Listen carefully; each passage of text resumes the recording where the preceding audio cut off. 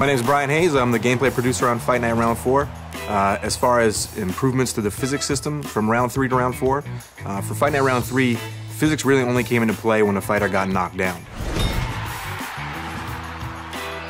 In Fight Night Round 3, because the boxer movement was somewhat slow and robotic, you often found that the gameplay degraded into two guys standing in front of each other and just trading blows.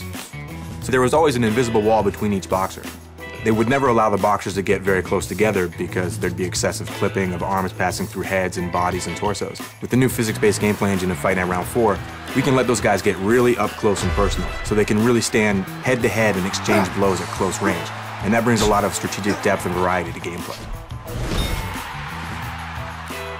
One of the big things for Fight Night Round 3 was the strength of each punch was determined by how far you wound back the analog stick. It was really a game about hit or miss. There were no glancing blows. It was a game of feet rather than a game of inches or millimeters. The difference of an inch or a millimeter makes all the difference in the world in the real sport and in our game. With the physics-based gameplay engine in Fight Round 4, the strength of each punch is determined by how it hits the target. So there's clean punches, there's glancing blows, there are punches that are partially deflected, and there's punches that miss altogether. Definitely a big focus for us has been the speed of combination punching. In Fight Night Round 3, the combinations were sometimes a little bit slow, a little bit unresponsive. So we've really been focused on giving the user the ability to throw combinations like an elite championship level boxer. Boxing is a sport about hitting and not getting hit. Not hitting and standing in front of your opponent and trying to swat his punch out of the air so you can paralyze him for 2 seconds. So for Fight Night Round 4, we're really focusing on defensive head movement and defensive footwork so you can step to the side or move your head to make your opponent miss and then make him pay. The knockdown moment in Fight Night Round 3 was a big moment. It was actually really fun to see, really fun to watch, but it was very repetitive, a canned animation effect that happened every single time. Well, with the physics-based gameplay engine, we're actually using physics to drive the facial distortion and all the effects that happen when you see that big punch.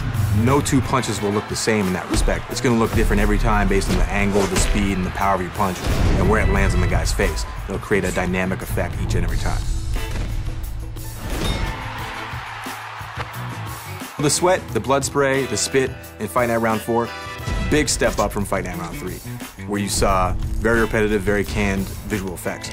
In Round 4, we're using physics once again to drive those effects so that they are different and they're dynamic and they're unique every single time.